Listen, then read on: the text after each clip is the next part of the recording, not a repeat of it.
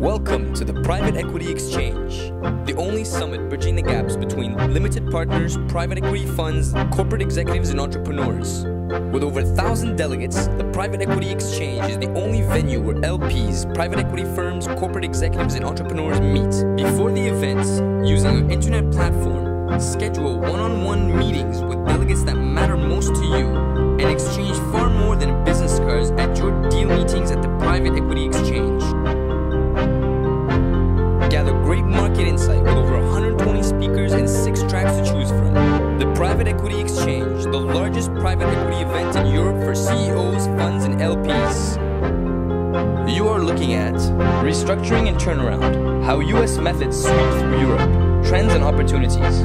Introducing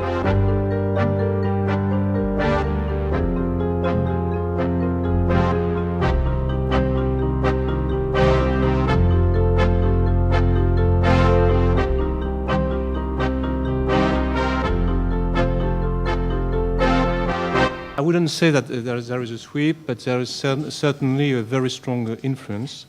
It shows at different levels. First of all, as you all know, we have had, since the beginning of this year, 2006, a new law in France, a safeguard law, which has introduced a procedure which has been presented to the market as the closest thing you can find to the Chapter 11. So I'm not a legal expert. Nicolas will certainly comment on that, but it's true to say that this new law has brought a few new concepts to the restructuring universe in France. First of all, it has introduced the principle it has sort of broken away from the principle of consensus. Because as you know, in the past, there was no way you could restructure financially a company if all the stakeholders, i.e. in most cases all the banks, were not agreeable on the solution proposed. Now with the safeguard law and within the framework of the creditors committee, there are possibilities to impose solutions to creditors who are sort of in minority. So, of course, you need a qualified majority to impose these solutions, but this possibility exists. Now we can cram down, as in the US, which was not at all the case before. Second important innovation brought by this law is the possibility for the management of the company to continue to manage the company and to control the fate of the company whilst being under the protection of an administration, of an administrator. So these are the two key changes that have been brought and that have sort of created a certain convergence between the French legal system and the US one. There is also a convergence in terms of the nature of the players involved in the restructuring. Now I'm not dealing with the very large difficult situations, but even in the middle market in France, you have now a range of advisors involved in the restructurings. So it can be legal advisors, strategic advisors, financial advisors. So a bit like in the US, and many of these advisors, though they are French nationals, belong to very well-known US franchises. So in that sense, we can see that there is a certain convergence. Last point of convergence I wanted to mention today is the emergence of a secondary market of the distressed debt in France, so which was not at all the case in the past. It's just an emergence at this stage. It's not an explosion. So the market, the secondary distressed debt market in France is not as I would say wide and profound as it can be in the US, but transactions are happening, and it's a welcome change compared to the past. There are certain limitations to the development of this market. But in spite of the limitations, things have moved forward. what are the limitations? Though there are, I would say, first of all, there is one which has to do with the way French banks have structured their workout units. So most of these workout units, or special situations group, as you can call them, are organized as cost centers as opposed to profit centers. So, i.e., their mission in life is not at all to make profit, to trade on distressed paper, but to straighten out difficult files which are entrusted to them. So they have not at all a trader's mentality. Second limitations we have to the development of the secondary market is the fact that some assets are not tradable because there are confidentiality restrictions attached to them. So I'm thinking mostly of, for instance, companies which have gone through from a tough period, during which a mandataire ad hoc has been nominated. At the end of the mandat ad hoc, a protocol has been signed, and usually in all well-done and well-written protocols, there are confidentiality clauses that forbid this document to be divulged to any third party. So it's because of that, it's extremely difficult to trade on papers related to these companies which have gone through a mandat ad hoc. There is also another limitation which is going to be resolved normally quite soon.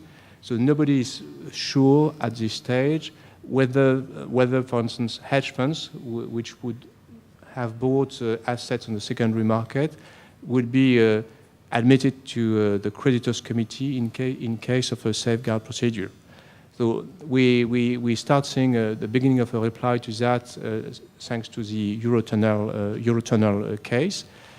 Apparently, the hedge funds have been invited, but if you read the law, it's not completely clear whether such institutions could be part of the creditors' committees.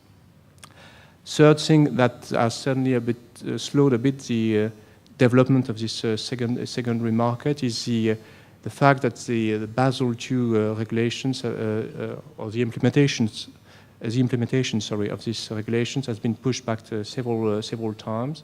So now we should have them by 1st of January 2008. It's quite clear at this stage that when these regulations will be in place, there will be a strong incentive for banks to manage their distressed portfolio in a more proactive manner. So this is for the convergence part, but there are still, I also wanted to say that there are still specificities or sort of idiosyncrasies of the French market that remain, and that one has to bear in mind when it wants to penetrate this French market. First of all, we are converging with the US in terms of players around the table, but there are players in France who are extremely specific to this market. I wanted to mention first and foremost the mandataire ad hoc. They are usually extremely key in many of the negotiations, and lots of things cannot be done without them on board in this market. So they are, for the time being, driving force in the restructuring process, and they have to be reckoned with. In the same way, we are talking a lot about CROs. It has not happened yet in France, so at least in the middle market, we don't see that often CROs involved in restructuring processes when a medium-sized company is involved. It might be happening in the future, but in the day-to-day reality of this French distressed market, it's not at all existing, I would say. Third point, which is quite specific to the French market, is the visible or invisible or sometimes quite visible hand of the state. There are bodies which are involved in a major restructuring process, like the CIRI, Comité Interministériel de Restructuration Industrielle. These people have a say when there is a major restructuring. For instance, when the staff number exceeds 400 people, so this government body is systematically involved. It's not necessarily a bad thing, because these people have the power to rally the support of administrations, departments, regional councils, who can give their guarantees to new money loans and so on and so forth. So it's one shouldn't see this French specificity as necessarily an evil. It can help and in certain situations. French specificities on the legal side. There is something especially very important for banks in a restructuring process is the concept of responsibility. If as a debt holder you are too aggressive or you meddle too much in the affairs of the company, you can be sued at a later stage for sort of de facto management of the company. And some compensations could be extracted from you if you are deemed to have played this role. So therefore, for banks, the situation in restructuring it's always a bit. It's about striking the right balance. You have to sort of influence the restructuring, make your ideas and your wishes known, but you cannot drive the process. So that's very important. It's true when you restructure a company, but it's also true when you originate transactions and loans, especially structured transactions. I'm thinking of LBOs. One is always tempted as a banker when you structure an LBO, to control as tightly as possible the utilization of the cash flow. So it's always nice to have all sorts of covenants, making sure that the debtor doesn't use the cash flow for things which are not debt repayment. If you abuse this clause, if you abuse a bit, you can be also held responsible for or you can be sort of accused, quote unquote, of de facto management, and therefore, you could be liable at a later stage for compensation. Generally speaking, there is also a characteristic of the French market, or at least of the French banks.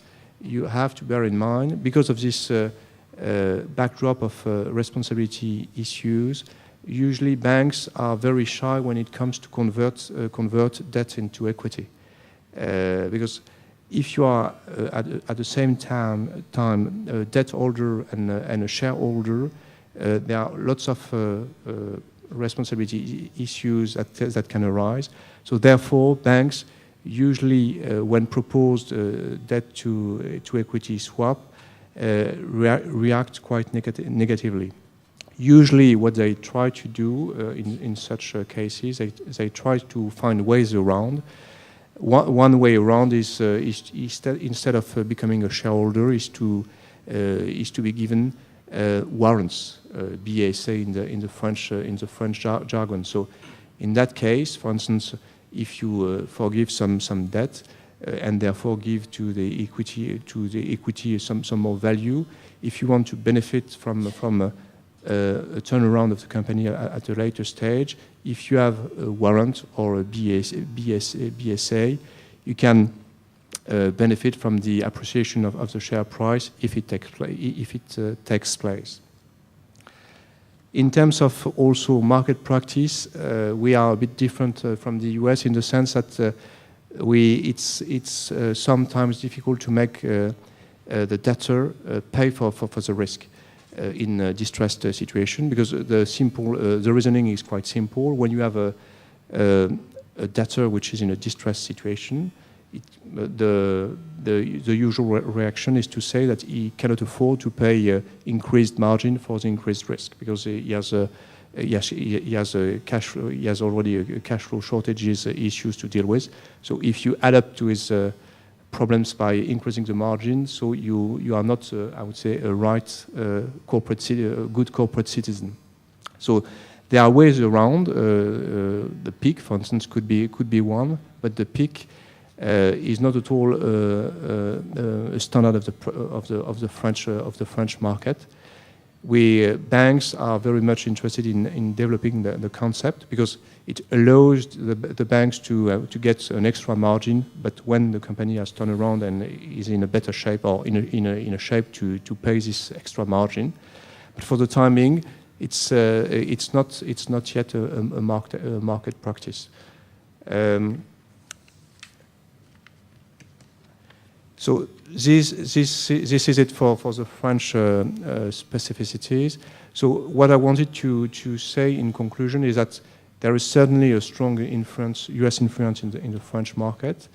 There are certainly French specificities, but there are also other forces at work, at play in the French distressed market.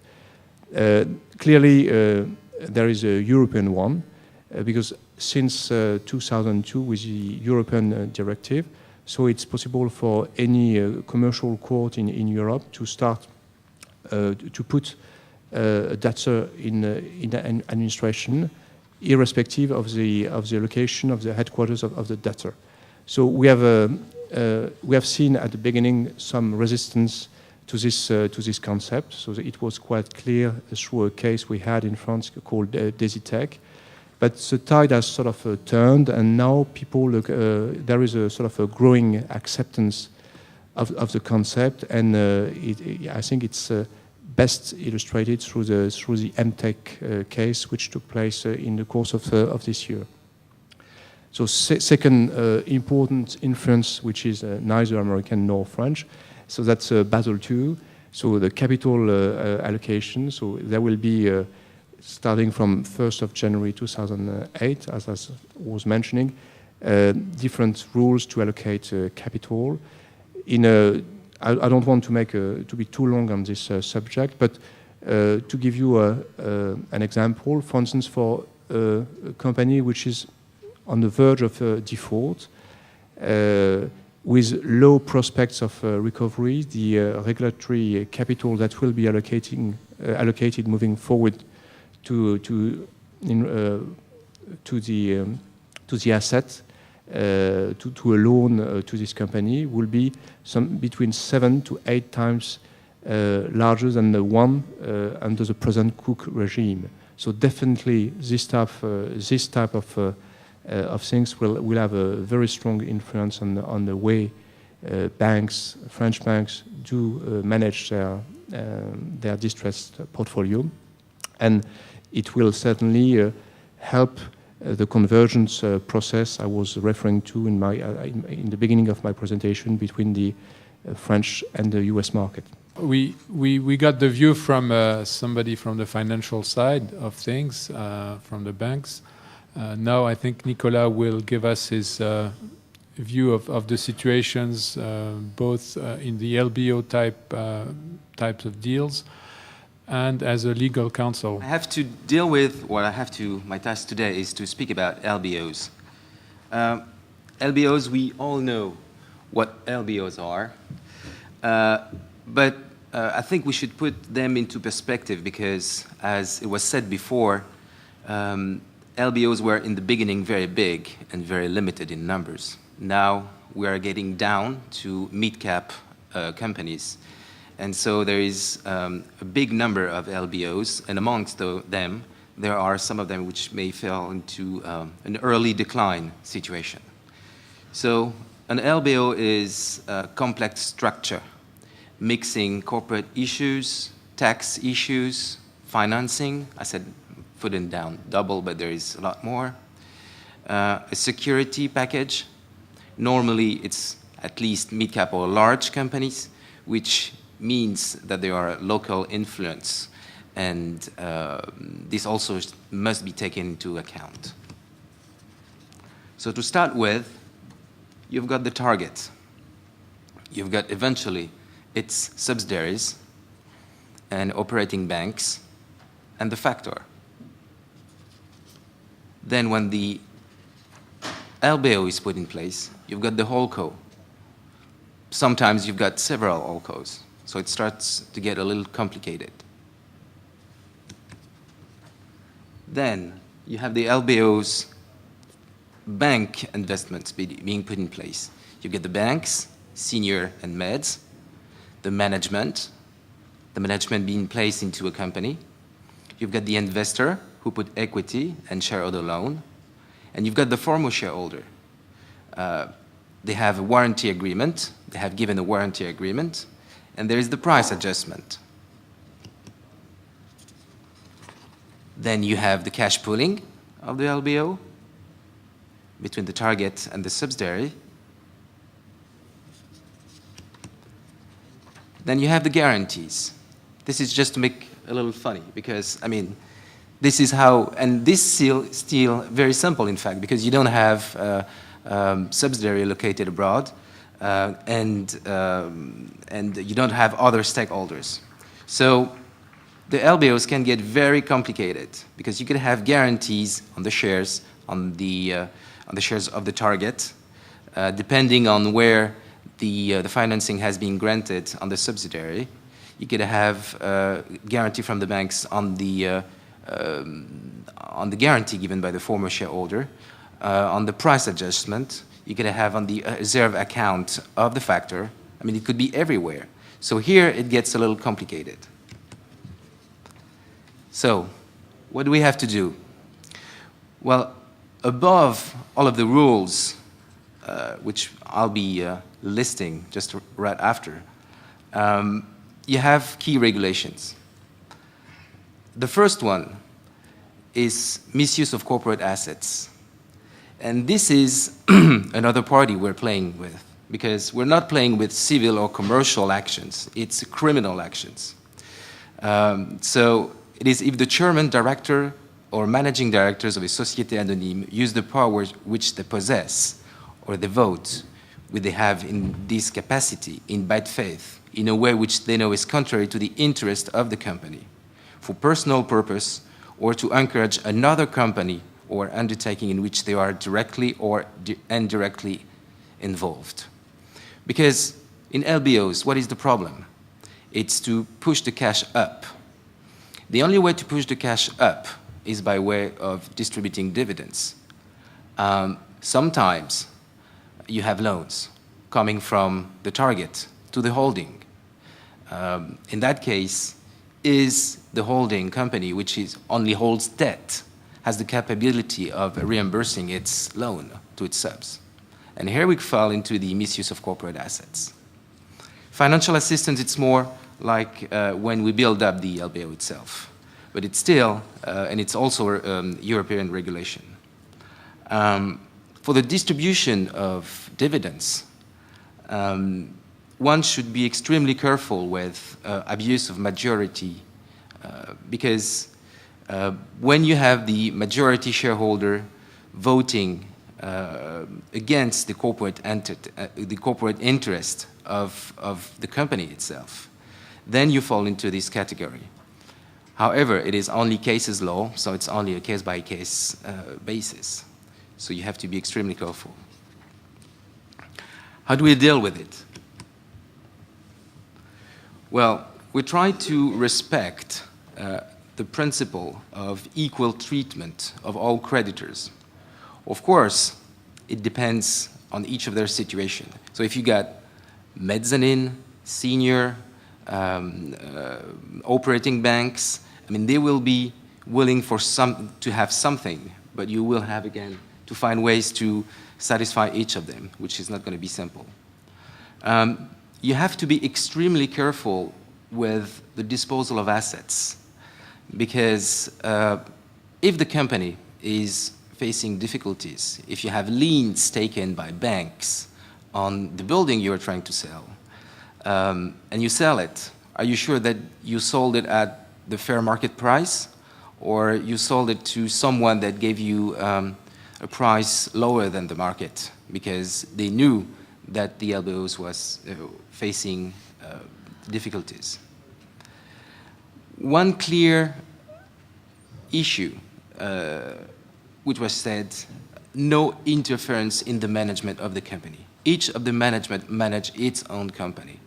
No email flying around asking or requiring or giving instruction from the parent to the operating company. No strict covenants, or at least when a lawyer gets in the file, he looks at the covenants and look at the documentation, of course, to see what is all made of. So extreme care should be taken to the relation between the holding and the operating company.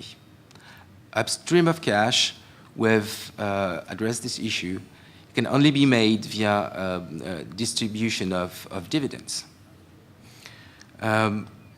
And how to distribute proceeds from the sale of assets. That's also one of the issues we'll have to deal with if to reimburse the debt.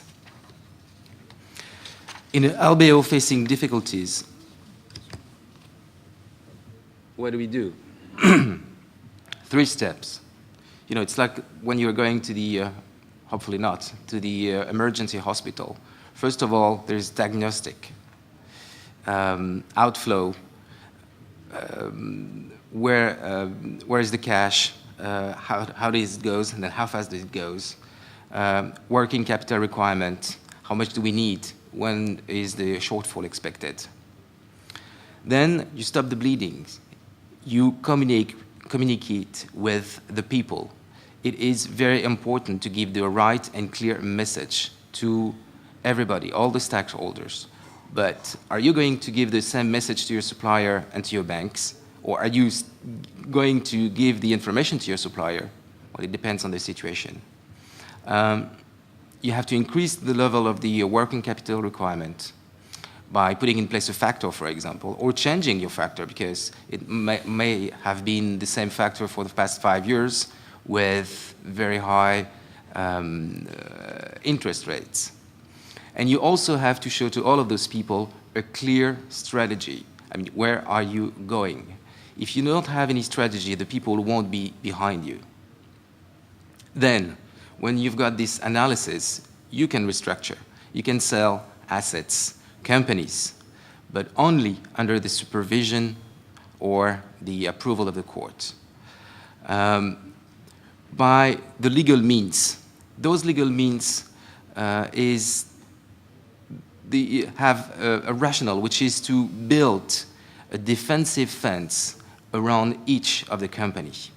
So you could use various means. We have the mandat ad hoc, the conciliation procedure, which has been recently amended, and has provided tools which could be used while taking LBO, for example, by making a swap, equity versus debt. We'll have a word afterwards.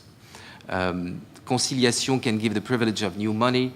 It can give the possibility to put creditors on 2 years, some of them. But at the end of the day, the conciliation procedure, if you want to have the full picture, has to be public. So sometimes it's not what the people want. You also have the safeguard procedure, which is a new creation of the law. One thing which is pretty good, and I start seeing it on the press, is, as you may know, Libération, the journal, the newspaper, has been placed on sauvegarde a couple of months ago. And while the people were speaking and negotiating with the shareholder, we could see on the press ad and newspaper saying that they hoped that the negotiation with the people would succeed, otherwise Libération would be placed under insolvency, faillite. This is wonderful. I mean, this is the first effect. People start to think that sauvegarde is not insolvency. Great, that's very good for the company itself. So sauvegarde, why not? I think the new law has not pushed too far. I would have had more tools to be used. One word, because I know a very small word, because I know that this will be discussed afterwards. It's the new trend of the swap, debt versus equity. This is coming. We are seeing files, and it has to be made, of course, under the conciliation. That would be the legal advice. But also, it has to be made. It has to be the result of a negotiation with all the stakeholders, and in particular with the banks. Because, as we were discussing, you cannot ask the bank to reduce or to waive all its debt and not to give them a little something. I mean, a good bargain is a bargain where everybody wins at least a little something. I have maybe the difficult task of concluding this panel with a theme called Ending the Bad French Reputation. I've been working myself in turnarounds or cost reduction plans as a consultant or manager for the past 15 years, and things have moved quite a bit since then. I think I'll come to that. I think we tend to forget, how much progress we've made in France in these issues.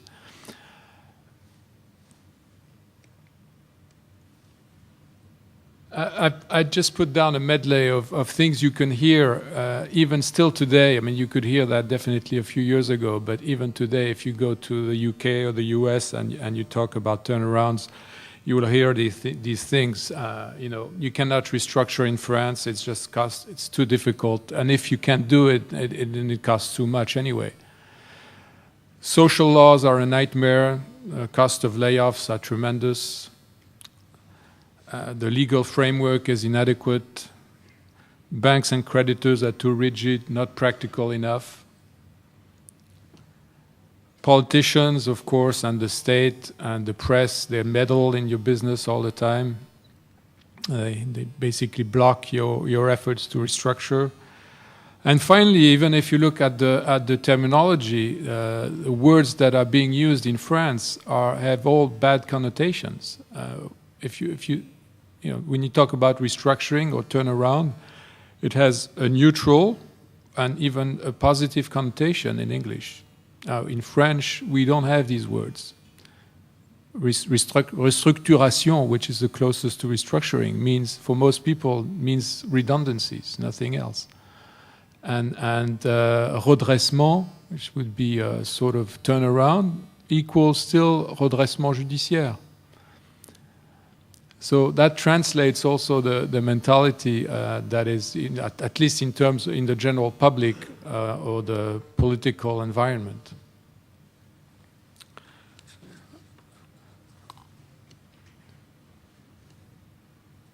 Now, I will cover these topics one by one and see why actually things have moved quite a bit, are changing, and a turnaround can be done. These topics, some of these have been covered quite thoroughly by the previous speakers, so I'll go very quickly. Of course, the legal framework is changing with the safeguard procedure close to the Chapter 11 of the US. In terms of the financial restructuring, things are becoming easier with new players coming in. Banks and creditors are also, even though it's not up to what we would like yet, but things are moving, and we see some debt equity swap or equivalence without going all the way to the equity.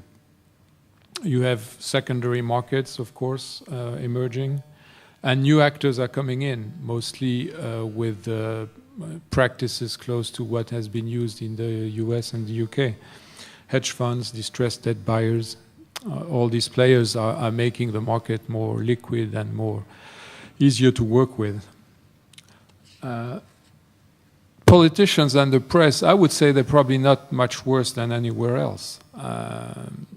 Maybe they make a bit more noise, but I'm not sure whether they can actually change things that much. Where a lot of foreign players have gone wrong is that they tend to ignore them. And my experience is that if you keep them informed, if you work with them almost as partners in a process, at least on a regional, local basis, you can do a lot of things, and they can actually even help you if you do things right. You have things like regional restructuring funds. They can help you with relocate your factories and give you free buildings and all kinds of things, good things like that. So if you play them right, they can actually be helpful. And if they make a lot of noise and try to block you, usually they don't have that much power, really, unless you are a state-owned company and you have a state-owned, state clients. They bite more than they harm you. Sorry, they bark more than they bite.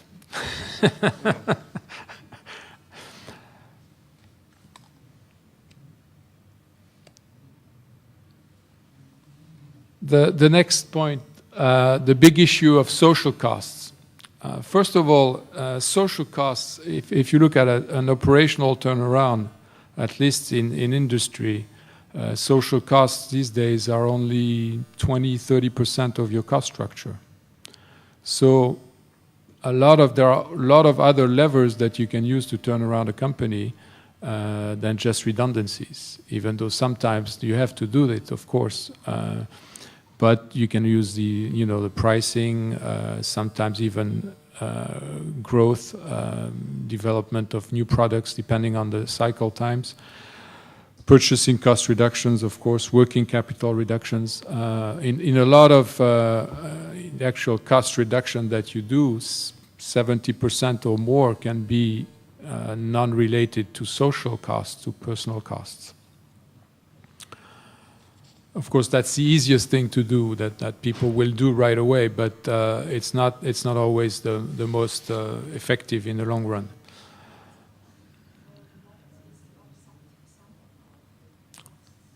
Sorry?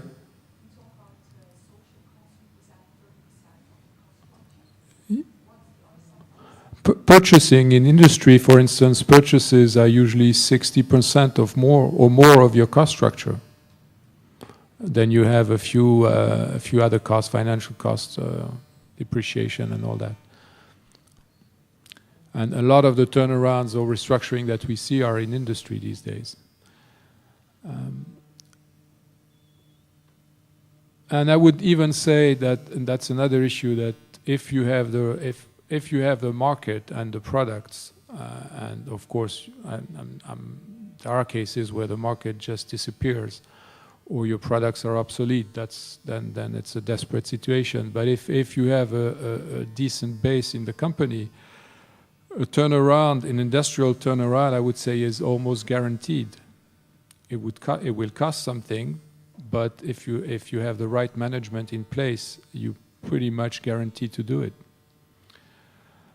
Now, if we go back to the social costs, the cost of layoffs, and the difficulty in doing that, again, and that's something that frightens a lot of foreign investors. I would think that it is quite feasible in France to have large redundancies. It has been done. You can close sites within a year.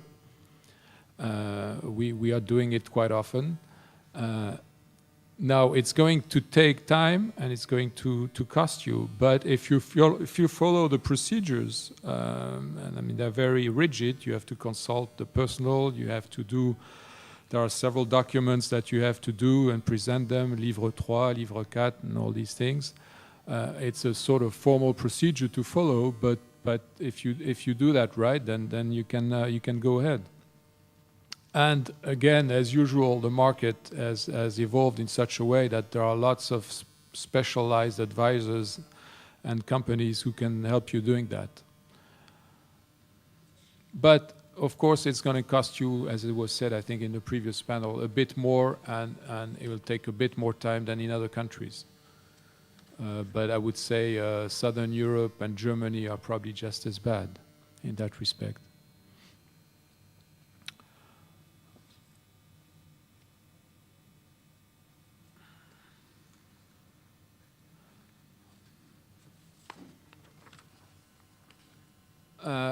Lastly,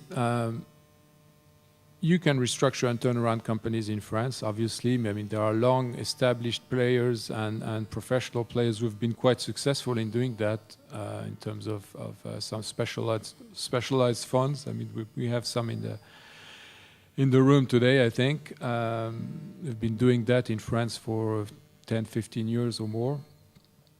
The proof also is that new players are now arriving, which they were not there a few years ago. I mean, we have some here today, the US or UK-based turnaround funds. 5 or 6 years ago, we didn't have that. So things are moving quite rapidly. Specialized advisors and management firms, again, we've talked about that. And if you talk actually to investors now, you see even traditional LBO investors willing to take more risks in their portfolio and saying that, you know, in the same fund, or at least in small cap or mid cap funds, they're willing to look at, if not, of course, I'm not talking about distressed assets, but underperforming companies or companies with turnaround situations are not so frightening anymore. And finally, of course, it's a bit more difficult in France to do some of these things, but then it creates opportunities also for people willing who know how to do it and willing to take the risks. For instance, you can make some pretty good deals investing in some spin-offs of large industrial groups. Why? Mostly because they want to get rid of a social problem. They don't want that to contaminate the rest of the group and get bad publicity. And so they're willing to sell these assets at a fairly good price to somebody who will actually do the dirty work, the turnaround and maybe some layoffs, of course. And there are a few players still in the market. So again, but I think it's going to change quite rapidly now. More players will come in, of course, but there are still some opportunities. France is not obviously a mature market in terms of restructuring and turnarounds.